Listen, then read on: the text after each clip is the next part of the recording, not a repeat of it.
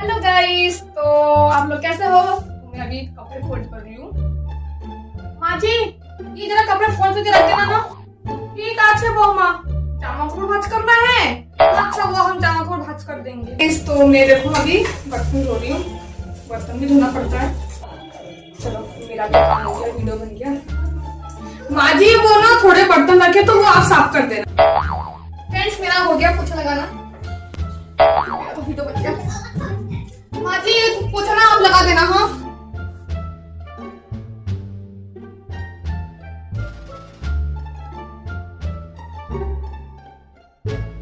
तो गाइस मैं अभी अपनी लड़की को पढ़ा रही हूँ। जी पढ़ो 1 2 बगल माई शूज।